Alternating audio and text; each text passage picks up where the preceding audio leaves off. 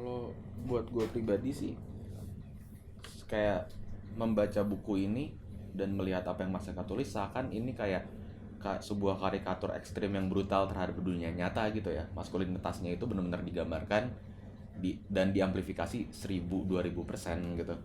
Sama seperti yang kayak ketidakjantanannya juga digambarkannya dan kayak selebisnya digambarkannya juga dengan sangat ekstrim gitu. Kayak itu buat gue harga mati banget buat cowok kan, lu nggak bisa ngaceng gitu, mau apa lu gitu.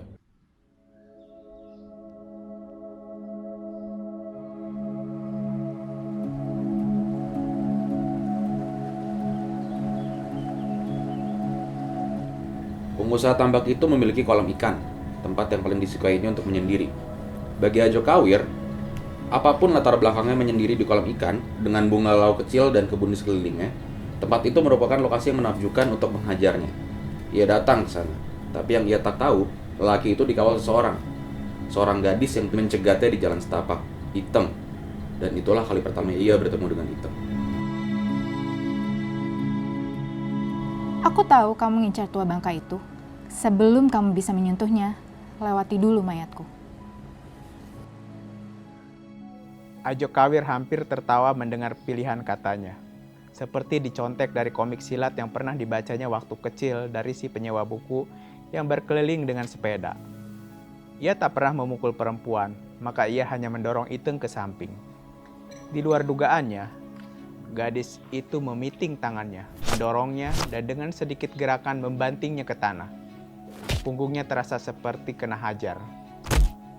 Agak terkejut, Ajo Kawir langsung berdiri meski agak sempoyongan. Iteng tampak memasang kuda-kuda. Ajo Kawir tak tahu apa yang telah dipelajari gadis itu. Mungkin karate, silat, atau kempo, atau kungfu. Ia tak tahu hal-hal begitu.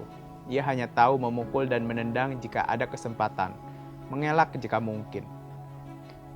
Jika tak bisa mengelak, biarkan tubuh menerima serangan. Tinggal mencari cara untuk membalasnya.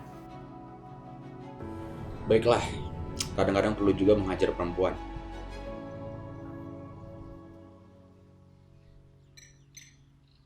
Kalau menurut aku ya, aku merasa tertarik banget sama karakternya Ajo Kawir sendiri dan kayak alasan Mas Eka Kurniawan sendiri membentuk karakter seperti Ajo Kawir yang dia sangat maskulin, tapi dia kehilangan sesuatu kayak ego terbesar dia sebagai laki-laki. Dan dipertemukan jatuh cinta dengan sosok wanita yang juga memiliki sisi maskulinitas gitu. Mereka berdua sama-sama mengalami trauma yang sama, tapi cara mereka berdua menghadapi trauma itu beda gitu. Mereka masih berbaring di rerumputan. Ajo Kawir merasa badannya hancur. Ia memandang langit dan seekor burung elang terbang lambat di kejauhan. Ia mencoba mengangkat tangannya, serasa tak ada tenaga. Ia menoleh ke samping. Gadis itu juga melirik ke arahnya. Sejenak mereka saling memandang. Mereka jengah. Ajo Kawir kembali memandang langit. Kalau kamu sudah bisa berdiri, temui bangkai tua itu. Ada obat Cina dari guruku di perguruan. Di tasku yang bisa bikin kamu pulih dalam 15 menit. Tapi 6 jam kemudian kamu akan ambruk kembali dan gak bisa bangun paling tidak 3 hari kemudian. Jadi lakukan apa yang kamu mau dengan cepat. Ketika nulis ini ngebayangin sebenarnya kayak tribut untuk kebudayaan Indonesia tahun 80-an. Kita tahu ada film-film atau novel-novel silat gitu, apa namanya. Kalau kita bicara kayak novel silat, itu kan pada dasarnya ya sangat maskulin gitu. Bahkan kalau lihat film silat Indonesia rata-rata ya, hampir semua pendekarnya cowok biasanya. Barry Prima musuhnya Adven Bangun gitu.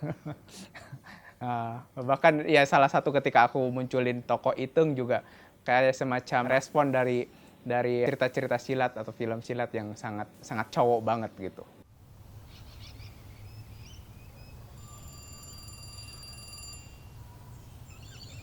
Hari itu telepon rumah, atau lebih tepatnya telepon toko kelontong milik Wak Sami, berdering, dan seseorang bertanya tentang Ajo Kawir. Wak Sami memberikan gagang telepon ke Ajo Kawir, yang menerimanya dengan rasa heran.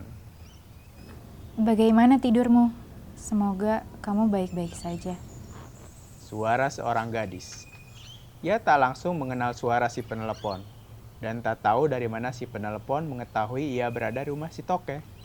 Tapi tak berapa lama ia tahu, itu si gadis yang telah berduel dengannya.